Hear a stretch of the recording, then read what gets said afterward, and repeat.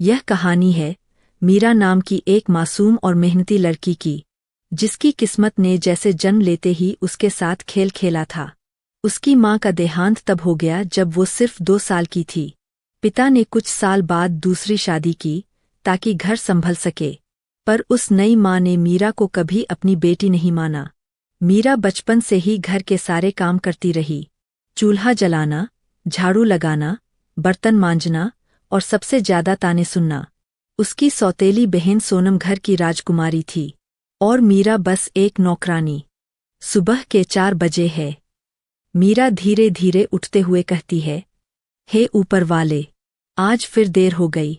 माँ फिर चिल्लाएंगी। वो बिना कुछ खाए पिए कुएं से पानी भरने चली जाती है। फिर रसोई में चूल्हा जलाती है और आवाज आती है, मीरा, जल्दी कर, सोनम को भूख लगी है। जी माँ, बस अभी लाई। सोनम अपनी सहेलियों के साथ हंसती खेलती रहती थी। हर दिन नई चुन्नी, नए गहने और मीरा बस पुराने कपड़ों में छिपी हुई मुस्कान। कभी कभी मीरा अपने आप से कहती, काश कोई होता जो मुझसे भी प्यार से बात करता। पिता शहर में मजदूरी करते थे। हर महीने पैसे भेजते हुए कहते, मीरा का ध्यान रखना। और सौतेली माँ फोन पर मीठी आवाज में कहती, हाँ जी, मीरा बहुत खुश है, बिल्कुल चिंता मत कीजिए। पर असलियत ये थी कि मीरा का बचपन हर दिन कम होता जा रहा था। एक दिन गांव की औरतें चौपाल पर बातें कर रही थीं। अरे सुनो, शर्मा जी का बेटा अरुण शहर से लौटा है, सरकारी नौकरी करता है। क्यों ना उसकी शादी मीरा से करवा दें। इतना सुनते ही सौतेली माँ ने हंसते हुए कहा, अरे बुआ जी, मीरा, वो तो बिल्कुल मनहूस है, घर के काम में भी मन नहीं लगता। और फिर पंडित ने कहा है, उसके नसीब में दोष है। अगर उसकी शादी जल्दी हुई तो पति पर बुरा असर पड़ेगा।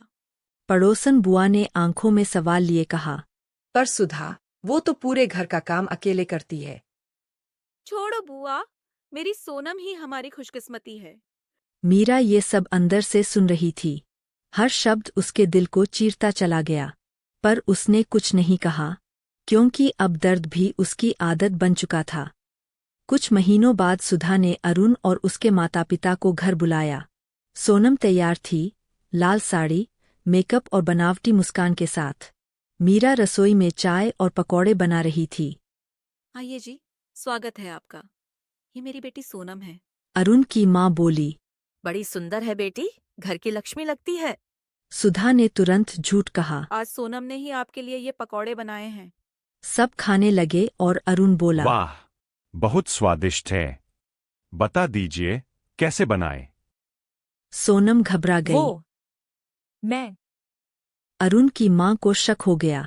उन्होंने धीरे से रसोई की ओर देखा, जहां मीरा चुपचाप काम कर रही थी। सुधा जी, वो लड़की कौन है? वो मीरा, मेरी बड़ी बेटी है। इसे अंदर बुलाइए। मीरा आई, सादे कपड़ों में, पर सच्चाई से भरी आंखों के साथ। बिटिया, तुमने ये पकौड़े बनाए? जी हाँ आंटी जी। सुधा के चेहरे का रंग उड़ गया। अरुण की माँ ने कहा, अगर किसी की बेटी को पकाना नहीं आता तो कोई बात नहीं, पर झूठ बोलना बहुत गलत है।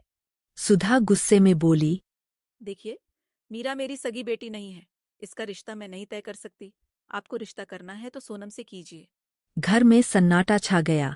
अरुण और उसके माता पिता नाराज होकर चले गए।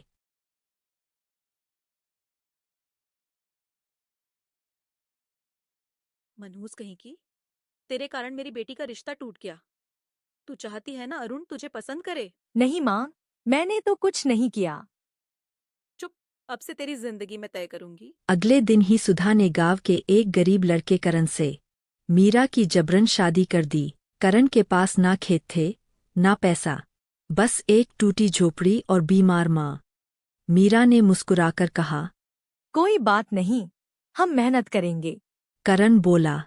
तुम बहुत अच्छी हो मीरा, मैं जल्दी ही कुछ काम ढूंढ लूंगा। धीरे धीरे दोनों ने मिलकर मेहनत शुरू की। मीरा ने बगीचे में सब्जियां उगाना शुरू किया। हर सुबह मिट्टी में हाथ गंदे करते हुए कहती, ए ऊपर वाले, इस बार मेरी मेहनत रंग लाए। कुछ महीनों में उनकी खेती लहलहा उठी।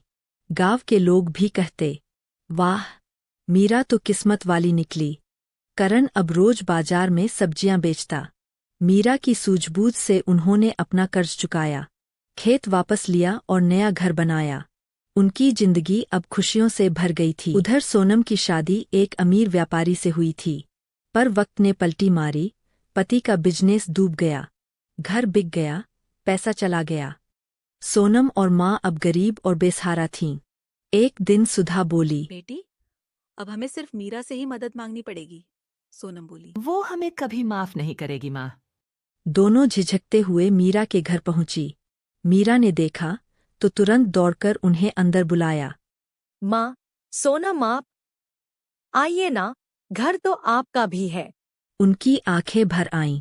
सुधा रोते हुए बोली, मीरा, मैंने तेरे साथ बहुत बुरा किया, तू मुझे माफ कर दे बेटी। माँ, आप मेरे लिए मेरी सगी माँ ही जैसी हैं।